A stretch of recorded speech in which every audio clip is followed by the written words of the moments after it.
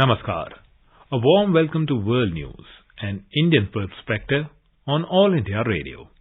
This is R.S. Raghu bringing glimpses of major developments of the day from across the globe. The headlines. India-US 2+2 ministerial dialogue to be held on 27th of October focus on bilateral, regional and global issues. New Delhi makes graded visa relaxation for more categories of foreign and Indian nationals.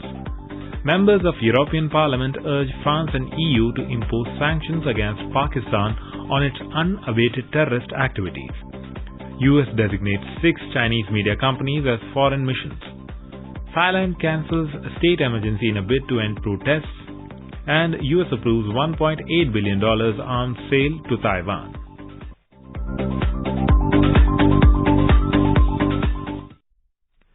The third India-US 2+2 ministerial dialogue to be held on 27th of October.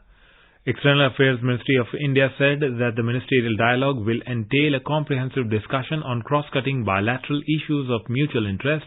India will be hosting the dialogue in New Delhi. External Affairs Ministry spokesperson Anurag Srivastava said both sides will also exchange views on regional and international issues. The third India-US 2+2 ministerial dialogue on the 27th of October. And for this dialogue, the US Secretary of State, Michael Pompeo, and the Secretary of Defense, Mark Esper, will be visiting India on the 26th and 27th of October. RM and EM would be leading the delegations from the Ministry of Defense and the Ministry of External Affairs for this dialogue. U.S. Secretary of State Michael Pompeo and Defense Secretary Mark Esper will visit India on October 26 and 27 for the high-level dialogue. Indian side at the talks will be represented by External Affairs Minister S. Jaishankar and Defense Minister Rajnath Singh. The visiting U.S. delegation will also meet India's National Security Advisor Ajit Doval. The India-US 2+2 ministerial dialogue is significant as it comes in the wake of India-China standoff in eastern Ladakh and the quest of both New Delhi and Washington for an open, peaceful and stable Indo-Pacific region. India has decided to permit all OCI and PIO cardholders and all other foreign nationals to visit the country for any purpose except on a tourist visa to enter by air or water routes through authorized airports and seaport immigration checkposts. This includes flights operated under Vande Bharat mission, air transport bubble arrangements or by any non-scheduled commercial flights as allowed by the Ministry of Civil Aviation. All such travellers will, however, have to strictly adhere to the guidelines of the Ministry of Health and Family Welfare on quarantine and other COVID-19 matters. Members of European Parliament have urged France and EU to impose sanctions against unabated terrorist activities in Pakistan. Members of EU Richard Czarnecki, Fulvio Martuscello and Gianna Garcia raised this demand on Wednesday in a letter to the French government and the European Union. In the letter, the Parliament members stated that since its creation, Pakistan has inflicted untold horrors onto the world. The letter also mentioned the incident of genocide by Pakistani military in Bangladesh, erstwhile East Pakistan. The members also pointed out that Pakistan was readmitted to the FATF grey list for its continued failure to comply with obligations to prevent terrorism from financing. The U.S. State Department has designated the U.S. operations of 6 more China-based media companies as foreign missions.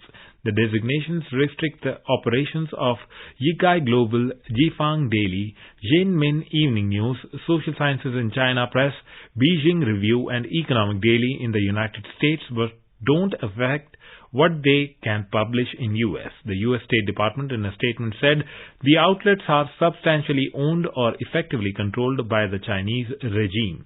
More from our Beijing correspondent.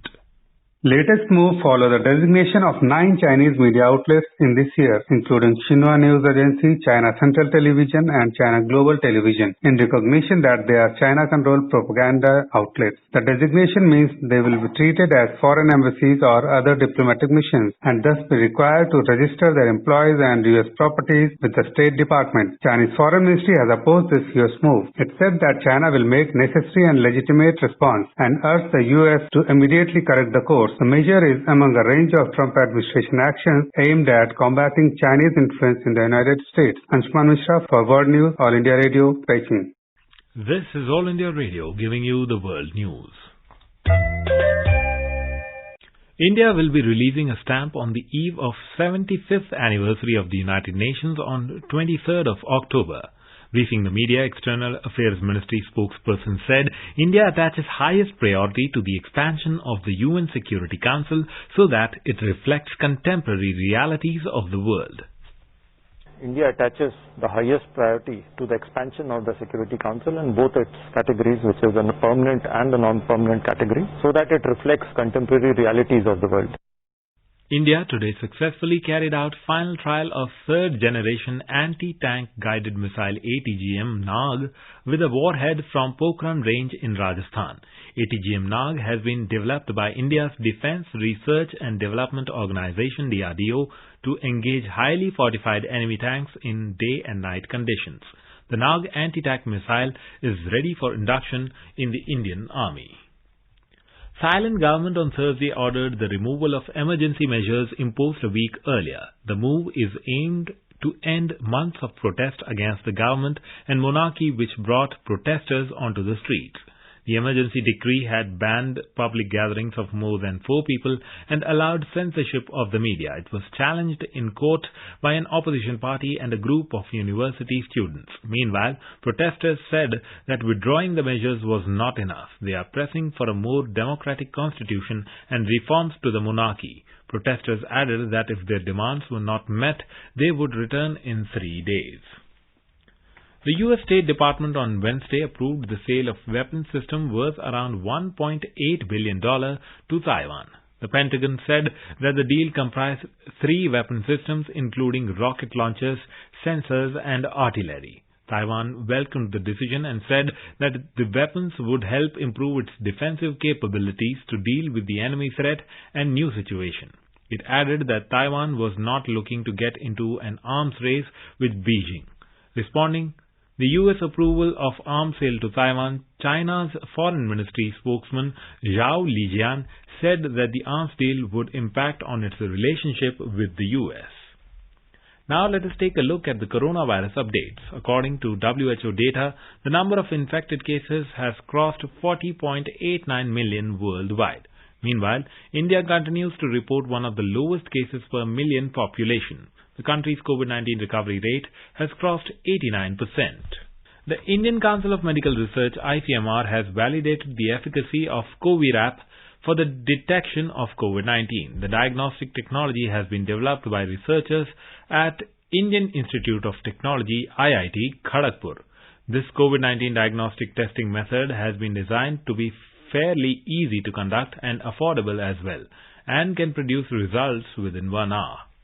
In U.S. presidential elections, Donald Trump and Joe Biden are scheduled to meet in their second and final debate on Thursday. It is one of the last high-profile opportunities for the trailing president to change the trajectory of an increasingly contentious campaign. Speaking at a rally in Philadelphia on Wednesday for Democratic candidates, former President Barack Obama made a blistering attack on Donald Trump. He criticized Trump for his handling of the coronavirus pandemic. President Donald Trump on Wednesday warned action against China on COVID-19 pandemic if he is re-elected. Saad Hariri has been re-elected as Lebanon's new Prime Minister on Thursday in the wake of Mustafa Adif's resignation in late September. The President Michael Aoun has informed that a total of 65 lawmakers have backed Hariri's candidacy for the post of the Prime Minister. 53 members abstained from voting while 2 were absent in the voting. Moving on to sports, in the UEFA Champions League, Bayern Munich had an emphatic 4-0 win over Atletico Madrid while Manchester City beat Porto 3-1 on Thursday. India is celebrating the 151st birth anniversary of Mahatma Gandhi. Before we end, let us listen to Vaishnav Jan by artists from Palestine.